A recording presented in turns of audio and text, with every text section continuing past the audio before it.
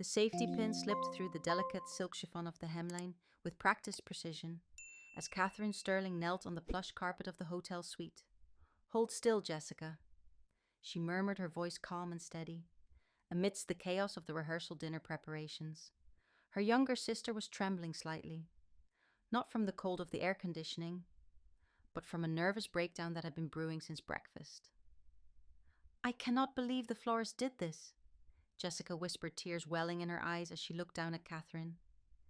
"They said the white tulips for the altar are stuck in a distribution center in New Jersey. They want to substitute with carnations, Catherine." "Carnations?" Catherine did not look up. She finished pinning the dress, ensuring the drape fell perfectly over Jessica's shoes, then stood to her full height. At 42, Catherine possessed a posture that was less about elegance and more about a rigid, disciplined alignment of the spine. She wore a simple navy trouser suit, functional and unadorned, purchased off the rack at a department store near the Pentagon. To the bustling bridal party, she looked like a hired wedding planner, or perhaps a very efficient personal assistant. "Give me the phone," Catherine said. She extended a hand, palm open. Jessica handed over the device, sniffing. "They said there is nothing they can do." Catherine walked to the window overlooking the manicured lawns of the Connecticut Country Club. She dialed the vendor back. Her voice dropped an octave, not in volume, but in resonance. "This is Catherine Sterling regarding the order for the Sterling wedding. Do not speak, just listen. I understand you have a logistical bottleneck in New Jersey. I am not interested in your excuses. You have 2 vans currently sitting in your White Plains depot. You will reroute one of them to the secondary supplier in Greenwich, pick up the inventory there, and have it on site by 0800 hours tomorrow. If you fail to do this, I will ensure your contract with this venue is terminated permanently. Do I make myself clear?" There was a pause on the other end, followed by a frantic agreement. Catherine hung up and handed the phone back to her sister. "The flowers will be here in the morning. You are a miracle worker." Jessica exhaled the tension leaving her shoulders. "You are just good at yelling at delivery boys," a voice cut through the air like a guillotine. Catherine stiffened. She did not need to turn around to know that Victoria Sterling had entered the room. Her mother carried the scent of expensive gardenias and judgment. Victoria swept into the suite, wearing a silver cocktail dress that cost more than Catherine's first car. She stopped in front of Catherine, her eyes scanning her eldest daughter from head to toe, lingering with distaste on the practical navy suit. "You are wearing that to the rehearsal dinner?" Victoria asked. It was not a question. It was an indictment. "I came straight from D.C., Mother Catherine replied, keeping her tone neutral. "My luggage is still with the bellhop. You look like a public servant." Victoria sighed, picking a piece of invisible lint off Catherine's shoulder. "I suppose that is technically what you are, but must you dress like you are about to file tax returns? This is a gathering of the elite, Catherine. The senator will be here, the board of directors. Try to blend in, and please do not bore anyone with talk of your office work. Nobody wants to hear about filing paperwork for the government." "I do not just file paperwork," Catherine started, but the defense was automatic and tired. Victoria waved a hand, dismissing the thought. "It is all the same. Bureaucracy. Look at your sister. She is marrying Michael. He is the CEO of Aegis Tech. That is real power, Catherine. That is success. He builds the future while you push pencils in a basement." Before Catherine could respond, the double doors opened and the groom rushed in. Michael looked flushed, his tie slightly askew. He was a man accustomed to boardrooms, but he looked terrified of the wedding schedule. "Apologies, everyone. The merger meeting ran long," Michael said, breathless. Victoria's demeanor shifted instantly. The ice melted into a syrupy warmth as she glided toward him. "Michael, darling, you are just in time. Jessica looks radiant, does she not?" Michael smiled at his bride, but his eyes drifted to Catherine. He paused, squinting slightly, as if trying to place a face he had seen in a half-remembered dream or a blurry photograph. "I do not believe we have officially met," he said, extending a hand toward Catherine. "You must be the sister. I feel like I have seen you somewhere before.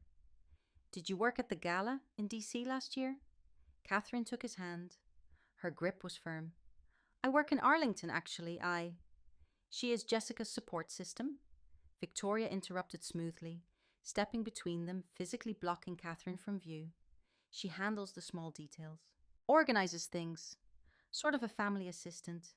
We are just so glad she could get time off from her clerical job to be here. Come. Michael lets me introduce you to the senator. Catherine stood alone by the window, watching her mother steer the future of the defense industry away from a 2-star major general. Outside in the circular driveway, she saw the black sedan, where her aide-de-camp was waiting patiently. She had ordered him to stay in the car. She had ordered him not to salute if she came out. She breathed in, slowly counting to 4, holding for 4, exhaling for 4. The morning of the wedding brought a fog that clung to the golf course, mirroring the haze in the bridal suite. The room smelled of hairspray and nervous sweat. Catherine sat in the corner, nursing a cup of black coffee, watching the flurry of activity. Her father sat beside her, looking uncomfortable in his tuxedo. He was a man who had spent 40 years shrinking to fit into the spaces Victoria left for him. You know how she gets, he whispered, keeping his voice low so the stylist would not hear. She just wants the best for you, Kate. She wants you to be stable, safe. Catherine looked at her father over the rim of her cup. Her internal monologue was sharp, a contradiction to her silent exterior. She does not want me stable, Dad, she thought. She wants me obedient. She wants a daughter who fits in a box, not one who commands a division. I am safe, Dad, Catherine said aloud. I know the government job offers good benefits. He patted her knee clumsily. Maybe one day you will find a nice man like Michael. Someone to take care of you, so you do not have to work so hard. Catherine set the coffee cup down with a deliberate clink. The ceramic sound was swallowed by the noise of hairdryers. You are next, sweetheart, the makeup artist called out, motioning to the empty chair. Catherine sat down. The chair felt like a trap. The artist, a young woman with bright eyes, draped a cape over Catherine's shoulders. You have such strong bone structure, the artist commented. Applying primer. Your skin is a little dry, though. Have you been traveling? Yes, Catherine said. I was in Germany last week, and before that, the Middle East. Oh, wow! A flight attendant, the artist asked. No, Catherine began. Victoria materialized behind the reflection in the mirror. She was holding a glass of champagne, her eyes sharp as flint. She is in the service, Victoria answered for her. A soldier. You know how it is. Marching in the mud, sleeping in tents. It ruins the complexion. The makeup artist paused, her brush hovering. Oh, thank you for your service. That must be hard work. It is mostly physical labor, Victoria laughed, a sound that lacked all humor. Digging holes, carrying heavy packs. It is a grunt job, really. Not exactly feminine, but Catherine has always been a bit rough around the edges. We are just hoping you can cover up the sun damage so she does not look too out of place in the photos. Catherine stared at her own reflection. She saw the lines around her eyes etched by sleepless nights in the Situation Room monitoring drone strikes and troop movements. She saw the set of her jaw hardened by the weight of making decisions that determined who lived and who died. She wanted to stand up. She wanted to tell this room that she was the deputy commander of a strategic task force. She wanted to tell them that the man her sister was marrying sold software to the army she helped command. But she looked at Jessica, who was laughing at something a bridesmaid said, oblivious to the tension. Catherine gripped the armrests of the chair until her knuckles turned white. Discipline, she told herself. The mission is the wedding. The objective is peace. Just cover the circles under my eyes, please, Catherine said quietly. Victoria patted Catherine's shoulder condescendingly. Make her look pretty, dear. Or at least try.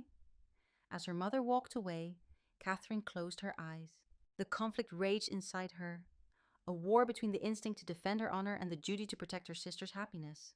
She remained seated, the invisible soldier, in a room full of civilians who thought they understood the world. The organ music swelled, filling the vaulted ceiling of the chapel with a resonance that vibrated in the chest. Catherine adjusted the cuffs of her navy blazer as she approached the usher stationed at the head of the aisle. He was a young man, barely 20, holding a laminated seating chart with the gravity of a gatekeeper. Name, please, he asked, scanning the list. Catherine Sterling, sister of the bride.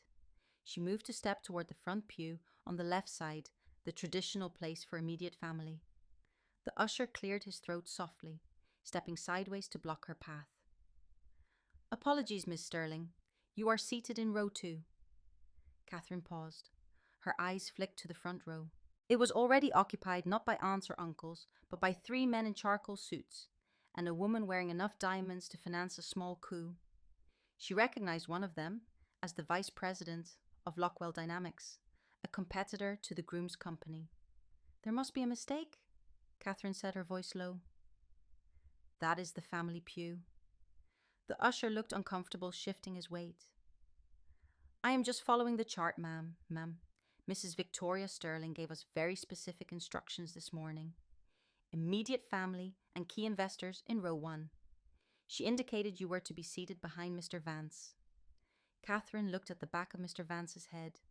He was a tall man, with a thick neck, which meant her view of her sister's vows would be obstructed by a wall of expensive wool and hair gel. She said nothing.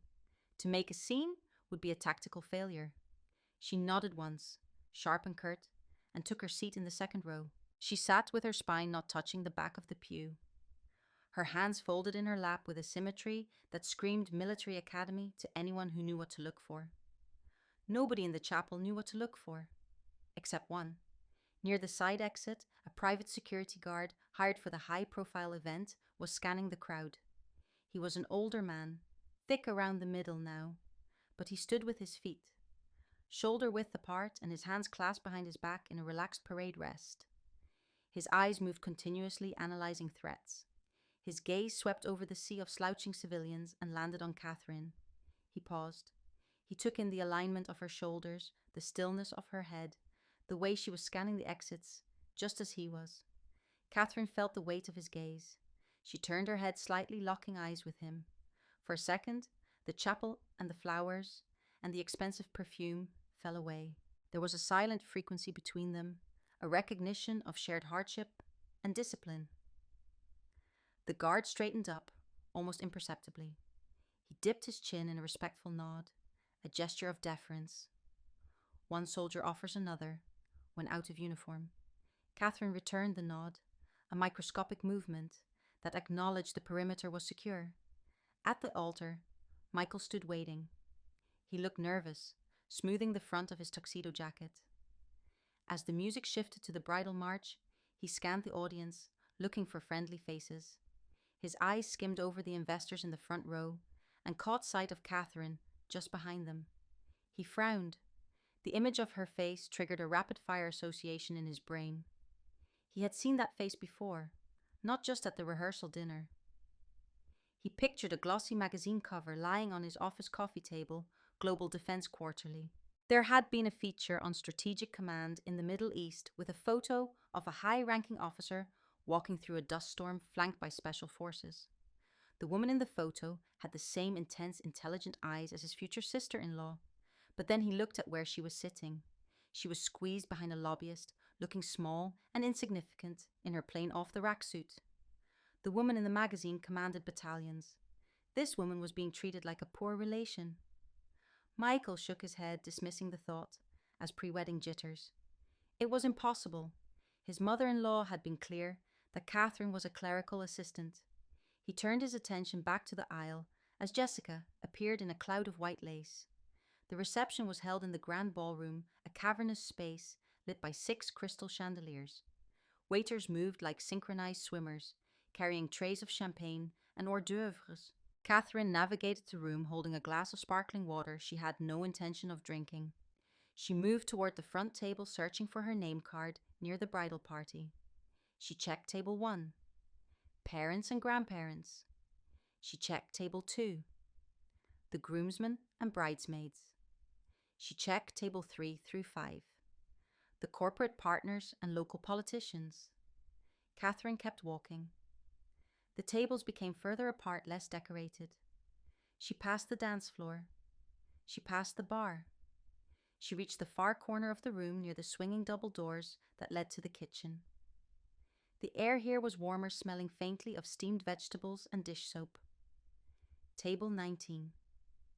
It was a small round table, seemingly pulled from storage, as it did not match the oval grandeur of the others. Seated there were two distant cousins she had not seen since puberty, a frantic mother trying to hush a wailing toddler, and a teenage boy wearing headphones and playing a game on his phone. Catherine stared at the empty chair next to the teenager. There was no view of the head table. A decorative pillar blocked the line of sight entirely. She placed her glass on the table. The water rippled. "Oh, there you are." Victoria materialized out of the shadows. She had a wine glass in one hand and a napkin in the other, dabbing at the corner of her mouth. She did not look at Catherine's face. She looked at the table, then swept her arm toward the glittering center of the room. "I hope you do not mind, dear Victoria," purred her voice low enough that the cousins could not hear. It was just a nightmare with the seating chart. Michael has so many important people here. Senators, board members, people who control the market. "I understand," Catherine said. Her voice was flat, stripped of effect. "Do you?" Victoria stepped closer, invading Catherine's personal space. Her perfume was cloying. "I put you back here for a reason. Look at them, Catherine. Those are captains of industry. They talk about mergers and acquisitions and geopolitical strategy." Catherine looked at the table of CEOs. She thought about the briefing she had given 3 days ago to the Joint Chiefs of Staff regarding the geopolitical stability of the Pacific Rim. She thought about the treaty negotiations she had facilitated between warring factions in a room without windows where one wrong word meant a resumption of mortar fire. "I think I could manage a conversation," Mother Catherine said. Victoria laughed, a light tinkling sound that felt like ice water down the spine. "Oh, honey, be realistic. What would you talk about? Filing systems? The cafeteria menu at your office? You have no context for their world. I did not want you to embarrass yourself or Jessica by trying to sound important. It is better you sit here where you can just relax and not worry about impressions." Victoria reached out and smoothed the lapel of Catherine's blazer. "Just enjoy the free meal, Kate. Try not to look so severe. It frightens the children." Victoria turned and floated back toward the light and the laughter, leaving Catherine in the dim corner.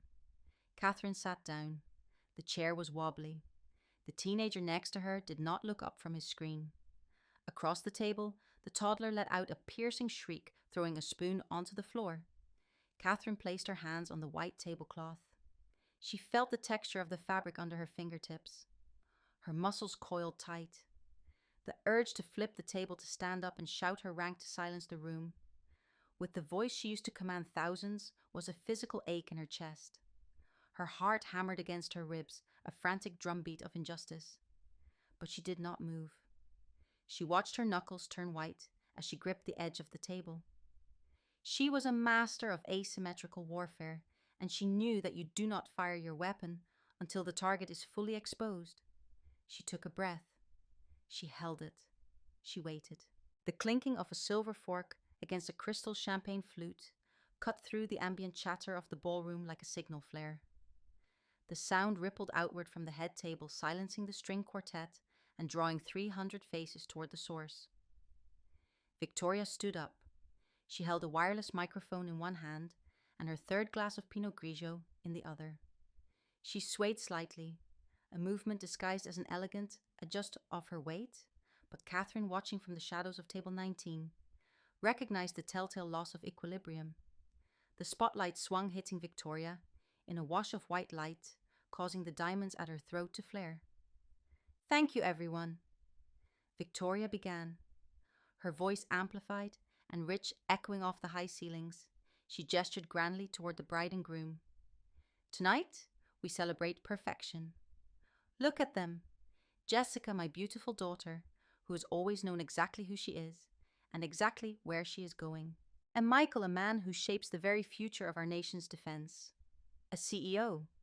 A visionary." There was a polite ripple of applause. Michael smiled, but his smile was tight.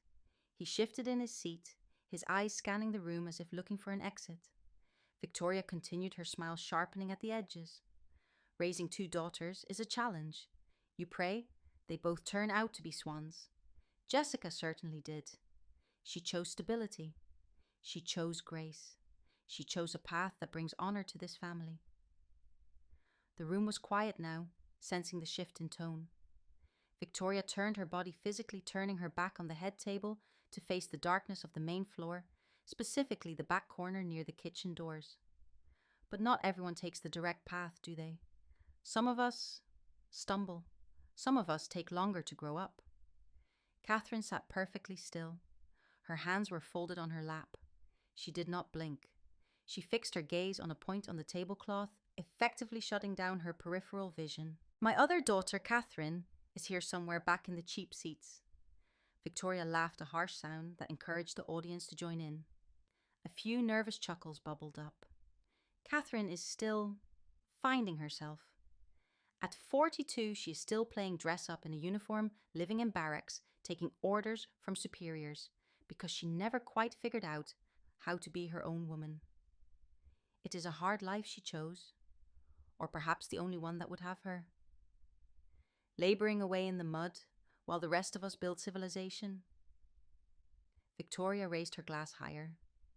So let us have a round of applause for Catherine, for trying, for her little contribution as what was it? A low-level service member. Let us clap for the help. The laughter that followed was scattered but audible. It was the sound of social compliance of people who did not know better laughing because the host told them to. To Catherine, it sounded like static on a radio channel, screeching and meaningless. She felt the heat rise up her neck, but she engaged the breathing techniques she had used during mortar shelling. In through the nose, hold, out through the mouth. She remained a statue of stone amidst the mockery. At the head table, Michael froze. The words low-level service member hung in the air, colliding with the image in his memory. The magazine cover, Global Defense Quarterly. The face was undeniable now. The stoic set of the jaw, the distinct scar above the left eyebrow, the way she held herself even now while being publicly flayed. He looked at his new mother-in-law, then back to the woman in the shadows. The cognitive dissonance shattered. He knew the organizational chart of the Department of Defense better than he knew his own family tree. He knew who was currently running the Joint Task Force in the Levant. He knew because his company had spent 6 months trying to get a meeting with her. Michael stood up. The chair scraped loudly against the parquet floor. The sound was violent enough to cut through the lingering laughter. Victoria blinked, blinded by the spotlight. "Michael, sit down." "Darling, I am not finished," she slurred. Michael ignored her. He did not look at his bride. He did not look at the investors. He stepped off the raised platform of the head table. He moved with a sudden, terrifying purpose. The playful atmosphere evaporated instantly. He walked past table 1. He walked past table 2. He picked up speed, his long strides eating up the distance between the light and the dark. The guests turned in their seats, heads swiveling to follow the groom. The silence in the room grew heavy and suffocating. The only sound was the rhythmic thud of Michael's dress shoes on the floor. He navigated through the maze of round tables, bypassing the wealthy and the powerful, pushing past a waiter who scrambled to get out of his way. Victoria watched him go, her mouth slightly open, the microphone dangling at her side. "David," she called out, using the wrong name in her confusion. "Where are you going?" Michael did not stop until he reached the edge of the room. He stopped in front of table 19.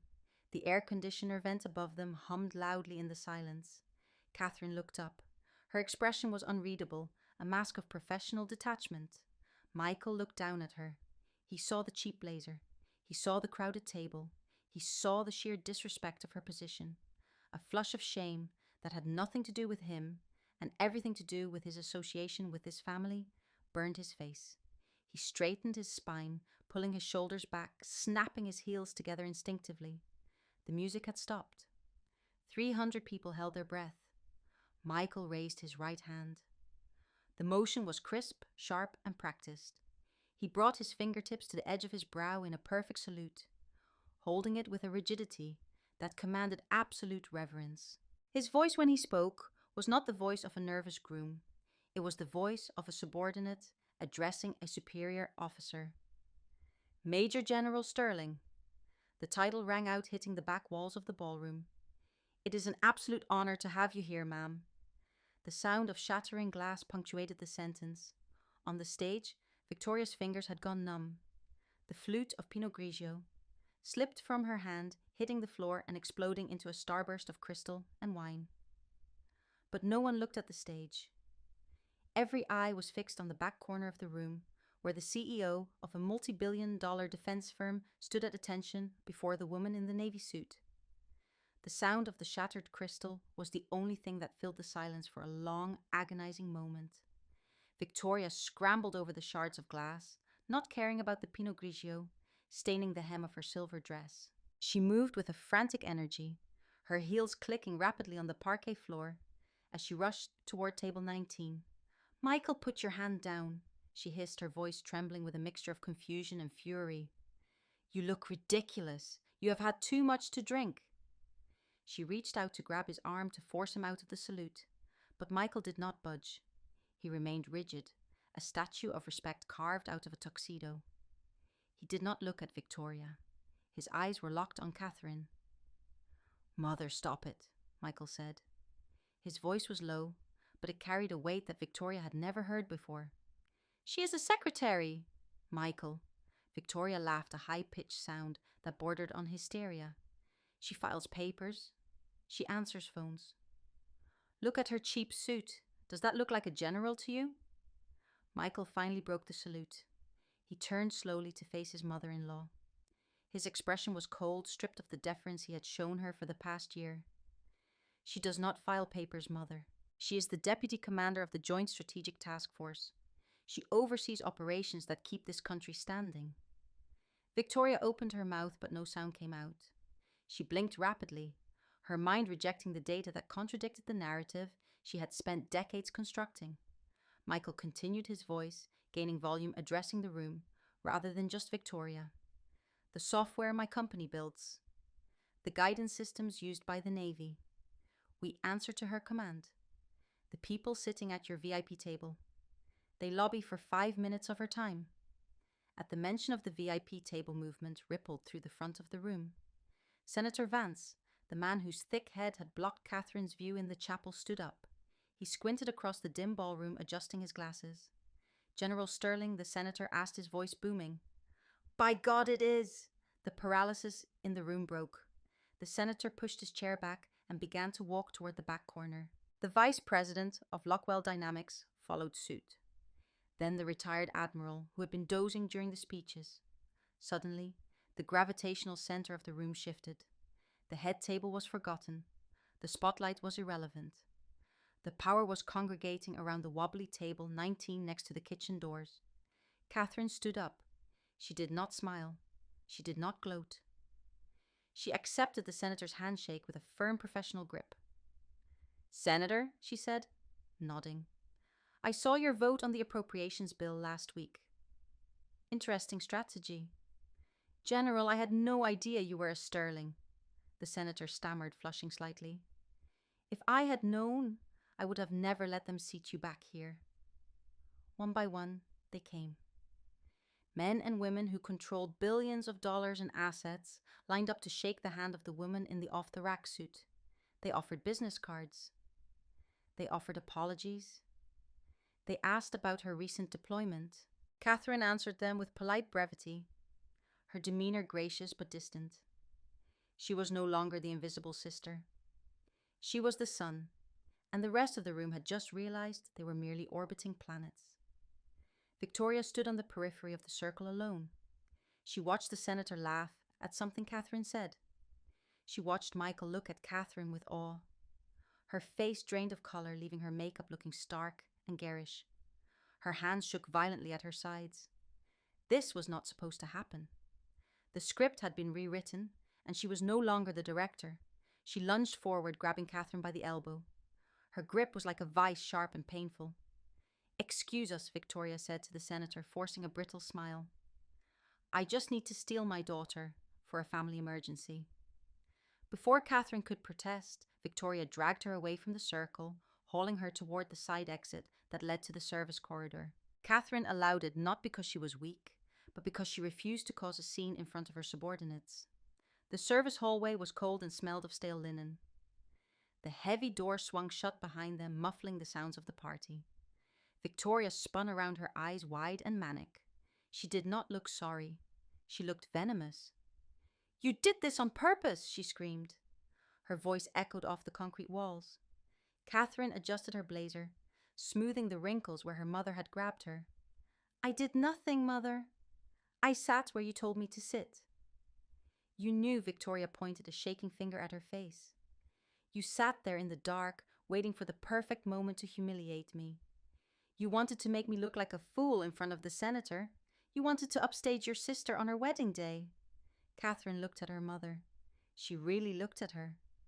For 42 years, Catherine had viewed her mother through a lens of desperate hope.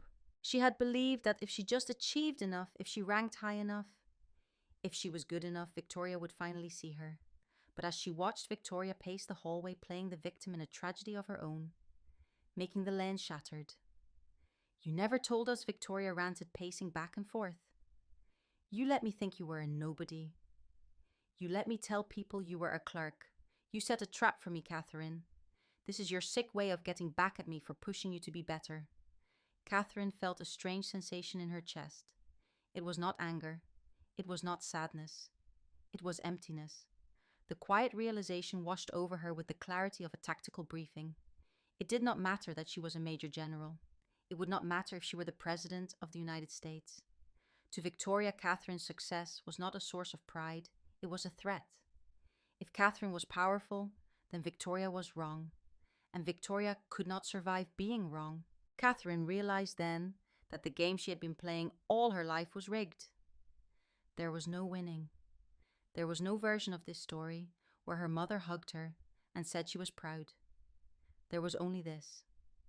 The gaslighting, the accusations, the desperate need to pull Catherine down into the mud so Victoria could feel tall. "You are not upset that I lied," Catherine said, her voice quiet and steady. "You are upset that I am true." Victoria stopped pacing. She breathed heavily, her chest heaving. "Do not psychoanalyze me. You ruined this night. You ruined everything. Go back inside and tell them it is a mistake. Tell them Michael is drunk. Fix this, Catherine." Catherine looked at the woman who had given birth to her. She saw the fear behind the rage. She saw a small, insecure person terrified of being exposed as ordinary. "No," Catherine said. Victoria froze. "I will not lie for you anymore," Catherine said. She did not shout. She did not cry. She simply stated a fact. The realization settled in her gut, heavy and permanent. She could command armies, but she could never command her mother's love, because that love was conditional on Catherine's submission. And Catherine Sterling did not submit. The silence that followed the word no was heavier than the concrete walls surrounding them. Victoria recoiled as if she had been slapped. Her mouth worked soundlessly, her carefully applied lipstick bleeding into the fine lines around her lips. She looked small, suddenly. Without the ballroom lights, without the audience, without the stage. She was just an aging woman in a stained dress, standing in a service corridor, next to a vending machine. "You cannot say no to me," Victoria whispered, her voice trembling with a mix of rage and disbelief. "I am your mother. I made you." "You made a prop," Catherine corrected. Her voice was not loud. It was terrifyingly calm, the voice of a commander briefing a tactical failure. "You made a version of me that fit your narrative, a failure, a clerk, someone you could pity so you could feel superior." Catherine took a step forward. She did not loom, but her posture, the result of decades of military discipline, made her seem to fill the narrow hallway. She was 5 feet 8 inches of steel wrapped in navy wool. "I did not hide my rank, Mother. You never asked. You never listened. In 20 years, you have never once asked me what I do. You were too busy telling me what I am not." "That is not true," Victoria stammered, backing up until her heels hit the wall. I wanted you to fit in.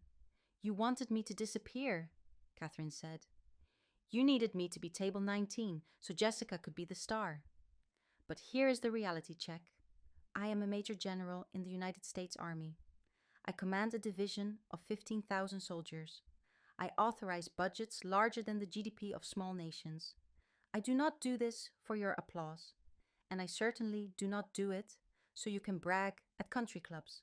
Catherine leaned in slightly, her eyes locking onto her mother's frantic gaze. I do it to protect this country. And that includes protecting your right to be petty, to be shallow, and to be completely blind to the world outside your gated community. You have the freedom to be small because people like me carry the weight of the big things. Victoria looked away, tears of frustration streaming down her face. She looked like a child who had been told the game was over. Catherine straightened up, checking her watch. A reflex. Time was a resource, and she was done wasting it. I am leaving now, Catherine said. I will go back in there, and I will say goodbye to my sister. But I am done with the kids' table. I am done with the apologies.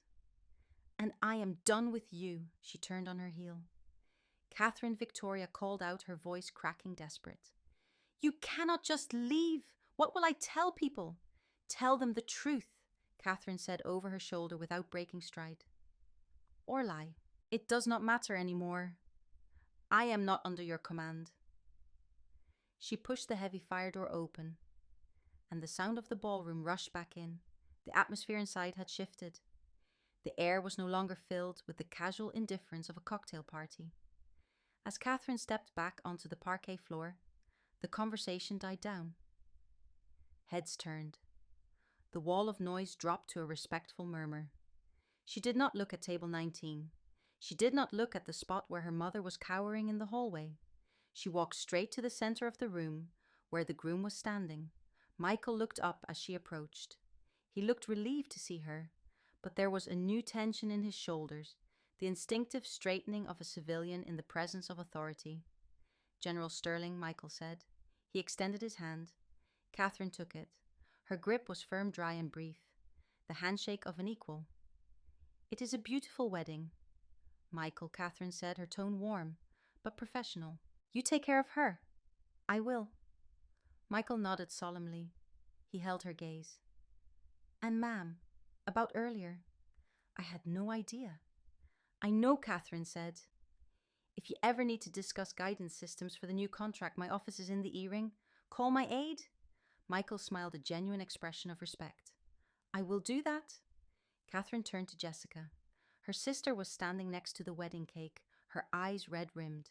She looked torn between the wreckage of her mother's dignity and the revelation of her sister's reality. Jessica sniffed, reaching out. I am so sorry. Mom, she said, It is okay, Jess, Catherine interrupted, softening. She pulled her sister into a hug. It was not a stiff military embrace. It was the hug of a big sister who had spent a lifetime shielding the younger one from the fallout. You look beautiful. Be happy. Do not let her ruin this night for you. Jessica clung to her for a second longer, then pulled back, nodding. You really are a general. Catherine smiled a small private smile. I am. She stepped back. She nodded once to the senator, who raised his glass in a silent toast from across the room. Then she turned and walked toward the main exit. The crowd parted. There was no need for an usher. The path cleared instinctively. Catherine walked down the center of the aisle, her head high, her steps measured. She was not walking out in shame. She was extracting herself from a hostile environment with all objectives met. The lobby was cool and quiet. The doorman pushed the revolving glass door open, and Catherine stepped out into the night air. The valet stand was empty except for one man. The older security guard, the one with the grey crew cut, and the weary eyes, was standing by the curb. He saw her coming. He saw the way she carried herself, the invisible burden on her shoulders that only another soldier could see. He did not say a word. He simply snapped his heels together and brought his hand up in a slow, respectful salute. Catherine stopped. She faced him. She returned the salute crisp and perfect, holding it for a heartbeat longer than regulation required. It was the only acknowledgement she had needed all night. Thank you, Sergeant, she said softly. Carry on, ma'am, he replied, lowering his hand. A black sedan glided up to the curb, its windows tinted dark. The rear door opened, and a young captain in full dress uniform stepped out. He did not look at the hotel or the wedding guests peering through the windows. He looked only at Catherine. Ready to return to base. General, the captain asked, holding the door open. Catherine paused for a moment before getting in. She looked back at the hotel. Through the glass, she could see the blur of the chandeliers, the glitter of diamonds, the frantic movements of a mother trying to glue the pieces of her social standing back together. It all looked so small. My mother values the things that sparkle on a neckline, Catherine thought as she slid into the leather seat of the car. She measures worth in carats and invitations. I measure it in lives saved and lines held. I spent 40 years trying to explain the ocean to a person who has never looked up from the bottom of a well. She looked at the captain. Let us go home, she said. The captain closed the door, shutting out the noise of the wedding. The car pulled away from the curb, merging seamlessly into the dark current of the highway, leaving the country club and its hollow victories in the rearview mirror. Catherine did not look back. The road ahead was clear, and she had work to do. We have all sat at table 19. Maybe you weren't literally placed next to the kitchen door at a wedding, and maybe you aren't a 2-star general in disguise. But you know the feeling. It is the suffocating sensation of shrinking yourself to fit into the small, rigid box that your family or society has built for you. It is the exhaustion of trying to explain your ocean, your vast, complex, hard-earned reality, to someone who is determined to view the world through a straw. The story of Catherine Sterling is not just a drama about a wedding gone wrong. It is a lesson in the psychology of validation. Notice how Catherine spent decades trying to be good enough for a mother who was incapable of being satisfied. This is the first lesson. You cannot win a game that is rigged against you. For the Victoria in your life, your failure is necessary fuel for their ego. If you succeed, you threaten their worldview. If you are powerful, they feel small. Therefore, they will rewrite reality, turning a general into a secretary, just to keep the power dynamic comfortable for them. Stop trying to score points on a scoreboard that they control. You will never win, not because you aren't talented, but because they are the scorekeeper. The most powerful thing Catherine did wasn't wearing a uniform, it was her silence. In a world that screams for attention represented by the mother's diamonds, the microphone, and the need for status, true power is quiet. Insecurity is loud. It needs an audience. Confidence is silent. It needs only a mission. Catherine didn't need to shout that she was important. The moment the truth came out, her quiet competence roared louder than her mother's microphone ever could. The lesson here is to trust your own weight. You don't need to broadcast your value to prove it exists. The right people, the Michaels and the senators of your life, will see it. The climax of this story wasn't the salute. The salute was just the reveal. The true climax was when Catherine said, "I am done with you," and walked out the door. This is the hardest lesson to learn. Closure does not come from the other person apologizing. Closure comes from you setting a boundary. Catherine didn't wait for her mother to say, "I'm sorry." She realized that apology was never coming. Instead, she validated herself. She promoted herself. She took her own hand and walked herself out of a toxic situation. You have the right to fire toxic family members from the front row of your life. You can love them, but you can love them from a distance where they can no longer hurt you. We all carry a heavy weight on our shoulders, whether it is a job, a family responsibility, or a personal battle nobody knows about. We all want to be seen. Have you ever had a moment where you realized you were seeking validation from a well that was dry? Is there a table 19 in your life? A job, a relationship, or a friendship where you are being treated like a subordinate when you know you are a commander? What would happen if instead of waiting for them to invite you to the VIP table, you simply got up and left the building? Realizing you have outgrown the role your family assigned to you is painful. It feels like betrayal, but it is actually growth. If this story resonated with you, I want to hear your story. Have you ever had to salute yourself because nobody else would share your major general moment in the comments below?